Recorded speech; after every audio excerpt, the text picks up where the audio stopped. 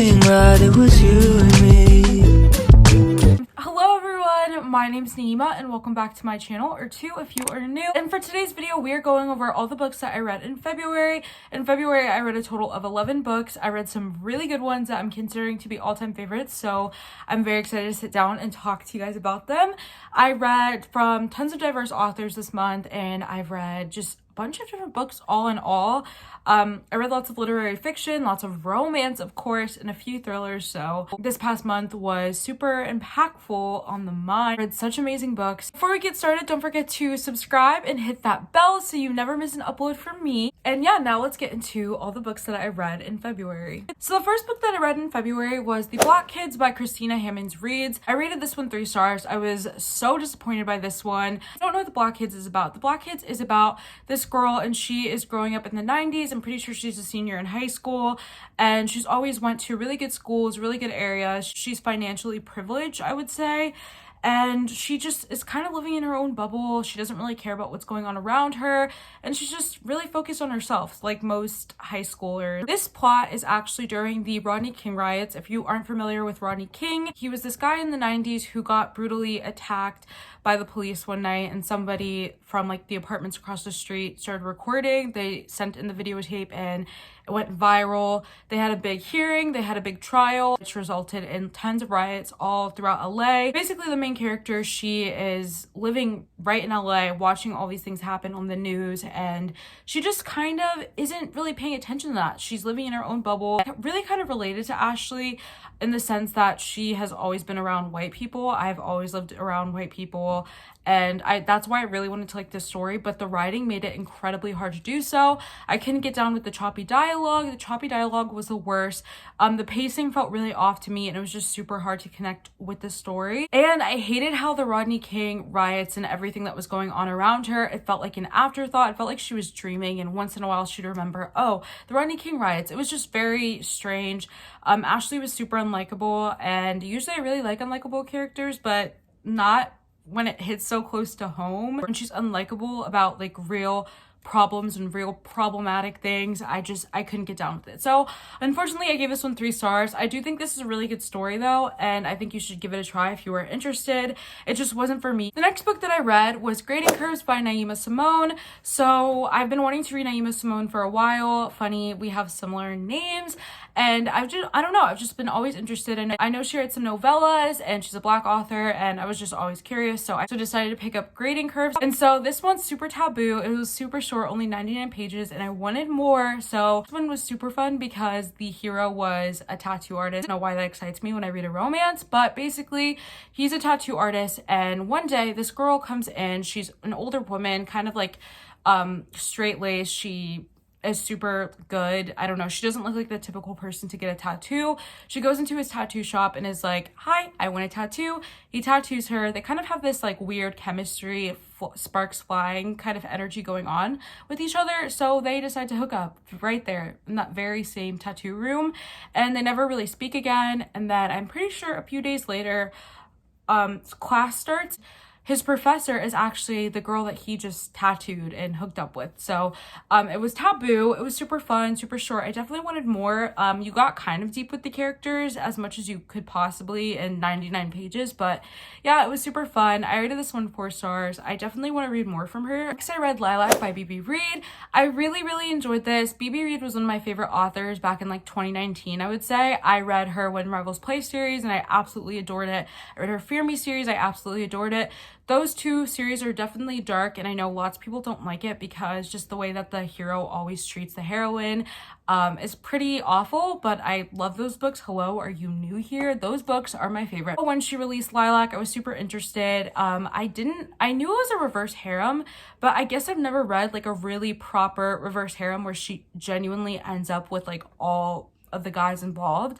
And so this one kind of like shocked me. I got into the book thinking that she was only gonna pick one guy, and I was like, oh, that is not what we are doing here. Lilac is about this aspiring musician. She signed a label and she's just getting started with her career. She's super badass. She wears tons of leathers and black, and she's just super hot and everybody's obsessed with her. And she's just really cool. Then we also have this band. They're kind of already established. They have a really big fan base. Everybody loves them. But I'm pretty sure the lead guitarist dies, and that leads the label to wanting to find a new replacement for the guitarist, and that brings in Braxton. Right away, the guys don't really like her, and there's some tension between the guys. They used to be best friends, but they've been kind of estranged. They can't even stand to be in the same room with each other anymore. So that kind of all changes when Braxton joins. They have a reason to be kind of together, and I don't know, it was super steamy and super fun. I definitely want to read more reverse harem, but I don't know why that idea just kind of like turns me off from reading those types of books. I really enjoyed this. This might be like a favorite, honestly. I was just so invested into the story and it was so good. But I was reading, I feel like I probably wouldn't pick up a reverse harem if I knew about it. Like, I'd probably have to not know about it, because if I knew that she was going to end up with all three of them, most likely would have not read that book. But it's weird because I really enjoyed it, and I like loved it, and it could be a new favorite, but I don't know, like just thinking about picking up a reverse harem, I don't know, it's throwing me off. But I really enjoyed this book. They were all kind of like obsessed with her and all wanted her, and it was just so fun, and I loved it, and it was actually super deep and emotional, and it made me feel things. So yeah, 5 stars. I love this one. If you are into like bands and fanfic, you should definitely pick this up. It definitely felt like I was reading like a 1D fanfic where this girl ends up with all the guys, but if you're into that, read it. If you're not, still read it, because I don't know, this book just really spoke to me and I enjoyed it. And then I read Pretty Girls by Karen Slaughter. I've been wanting to read this one for a while. It's been on my radar for the longest time, and I finally picked it up, and I really enjoyed it. Pretty Girls is about 2 sisters who are kind of estranged. They haven't spoken in years, and they both kind of had their own separate lives. They had another sister who just disappeared, and that disappearance kind of left their family up in shambles. Everybody was kind of doing their own thing. They were kind of split up. Something happened in the family which led one of the sisters to completely stop talking to the other sister and the mom, and it was kind of like the mom and the sister and one of the sisters against this other sister. And so something brings them back together years later when another girl goes disappearing in their area, and one of the sisters' husbands dies. And so they are kind of realizing that things aren't as they seem. Something definitely strange is going on, and that kind of brings them together again. And I really enjoyed it. It was surprisingly really heartwarming. People said that this was super gruesome and hard to read and just gross. I must be like a cold bitch then, because I love this book. I didn't even flinch. It didn't even faze me. So definitely read the trigger warnings. There's tons of them. I wish I could remember them, but there are tons of triggers. So make sure you know what you're getting into if you want to pick up this book. And I rated it 4 stars. I really enjoyed it. And then I read Gabriels Inferno by 𝓶𝓮𝓭𝓲𝓪, I'm pretty sure. I rated this one 3 stars. I've been kind of interested in this one for a while as well. I saw that it was being adapted to a like TV show or a miniseries on that one website, I forgot, and it kind of interested me. This is kind of like best friend's brother situation and taboo, because it's a student-professor relationship. And so this one is about this girl, and she's been always kind of interested and fascinated with her best friend's brother. They share a really like nice and romantic night. I guess the girl's just kind of like obsessed with him, but it didn't feel stalkerish at all. It felt very strange. I don't know. This one just rubbed me the wrong way. I mean, they were from Pennsylvania, and they were talking like they were from the freaking 1800s. I don't know. It just really bugged me, and I thought it was strange. But because of that night, the heroine kind of has just always been fascinated with him. He kind of picked what she chose to study in college, and she enrolls in the university that he's working in, and she becomes a student in his class. Their first meeting again after that was very rocky. He doesn't remember her, and it's just super awkward. He's like a complete asshole to her. But they kind of have this connection, and they start to talk more and hang out more, and I don't know, it was a good time while it lasted. Will I continue with the series? Probably not. Everybody said that this book was super steamy. I could not find the steam. It was nowhere to be found. I did not like it. So yeah, this one was definitely 3 stars for me. Probably will not be picking up the rest of the series. The next book that I read was 𝓼𝓸𝓬𝓲𝓪 by Raven Leilani, and this is by far probably one of my favorite books ever of all time. It was very cold and sterile, but also kind of beautiful. It's millennial fiction, of course. I am obsessed with millennial fiction. If you haven't heard, I'm obsessed, and this one was so amazing. Basically, it's about this young 20 years something old, and she lives in New York. This book is about her relationship with this guy, his wife, their young adopted black daughter. Basically, this girl enters a relationship with a married man. Him and his wife have an open relationship. He starts seeing this girl, and she's kind of poor. She just got fired from her job, and she gets taken in by his wife without him knowing. And it's very strange. I don't know. It was so weird, but so good.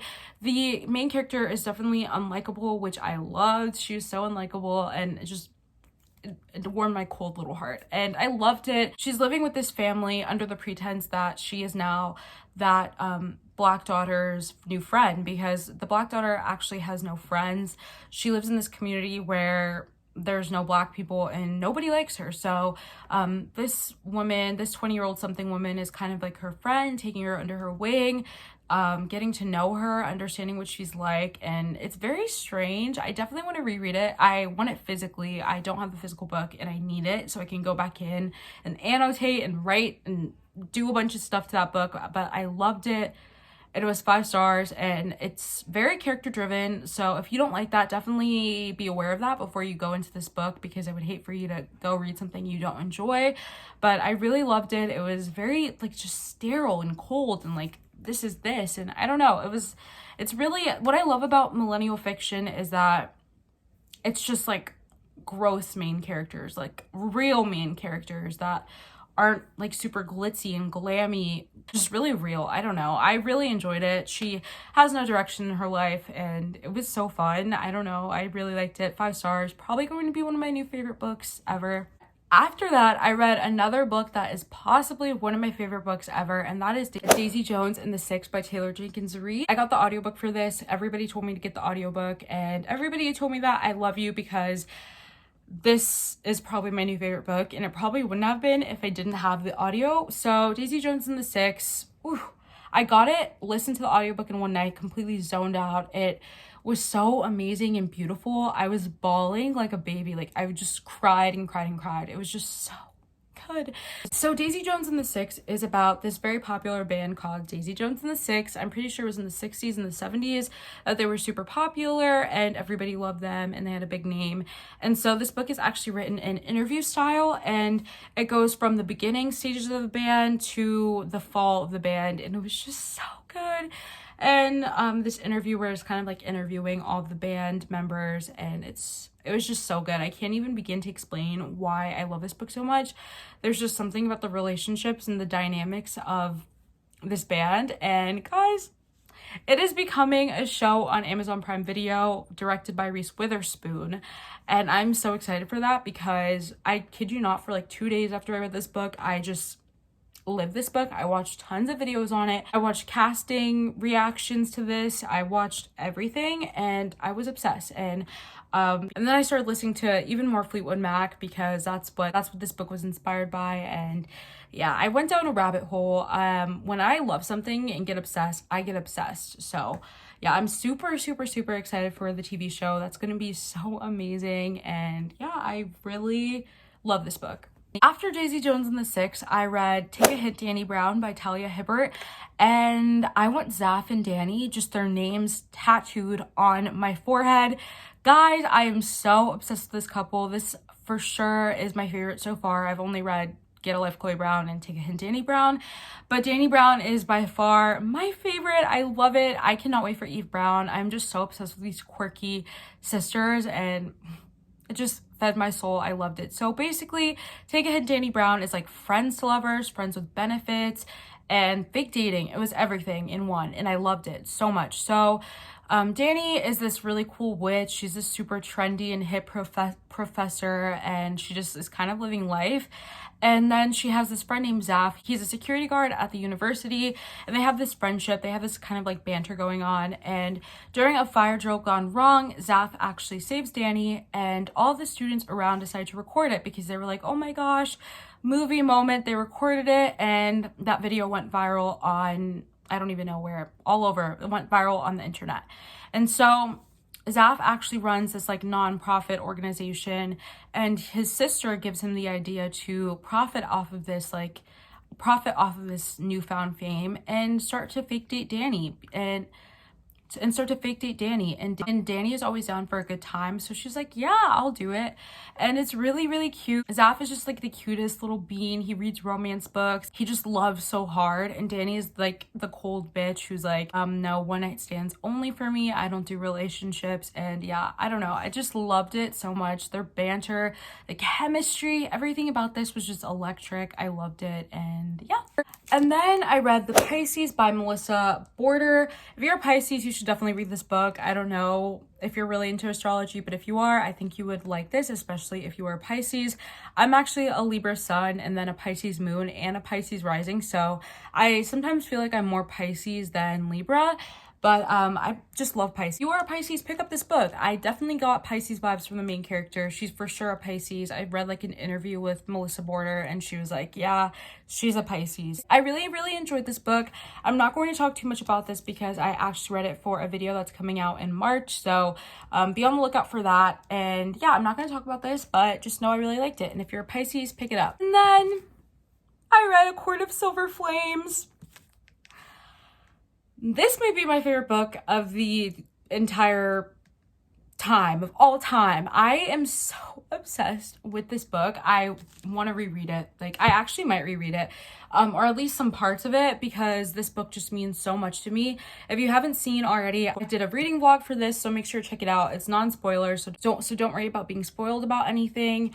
But this by far is my favorite in the series, and probably just of all time. It was so beautiful. If you are an Esta like I am, this just fed your soul and was so emotional. I cried nonstop while reading this. It was so beautiful and it just meant so much to me. I can't put into words how much this book meant to me. Like, it meant so much to me and it was so good. It was so good, guys. I can't even explain it. I just can't. Definitely pick this up if you haven't already. Definitely read ACOTAR if you haven't already. ACOTAR was not my favorite, but I kept going and I'm so glad I did, because the last 3 books, besides A Court of Frost and Starlight, were amazing. And yeah, I love this book. Definitely check out the vlog. I'm not going to talk too much about it, but just know that it was amazing. And the last book that I read in February was The Stopover by T.L. Swan. I've been itching to read another T.L. Swan after I read Mr. Masters. So I read The Stopover and it was so good, guys. I loved it. I'm just so obsessed with T.L. Swan's writing. So The Stopover kind of reminds me of Dirty Headlines by 𝓼𝓸𝓬𝓬𝓪. So if you like that book, then definitely pick up The Stopover. But The Stopover is about this girl who just got upgraded to first class after something happened to her at the airport. And she's sitting next to this super goofy, quirky guy, and they kind of hit it off and they have this like instant chemistry. And so when the plane stops overnight, they have a one-night stand and they never hear from each other again for about a year. And then our main character, she starts a new job and surprise, surprise, guess who her new boss is? The guy that she hooked up with and sat next to on the plane about a year ago. So it was so interesting, just really angsty. I loved it. He definitely is not like the goofy guy that she met. He's super like stone cold, and I didn't think I was gonna like this book in the beginning just because he was so goofy, and I don't know, I just like more of a serious hero. But don't worry, like, he was so serious. If you like that in books like I do, he was so serious and super like grumpy and angst filled, and I don't know, I just really, really enjoyed it. It was so fun. There was like a little thriller moment at the end. This book was everything. I definitely would like to read more T.L. Swan because her writing is so amazing. I am obsessed. So yes, that wraps up all the 11 books that I read in February. Let me know any books that you read in February down below. I would love to know. I always love taking recommendations from you guys, so don't forget to do that. And if you like this video, don't forget to like, comment, and subscribe. It truly helps to support me and my channel. And don't forget to hit the bell so you never miss another upload from me. And yeah, I love you guys. I hope you guys enjoyed this video, and I will see you guys next time. Bye.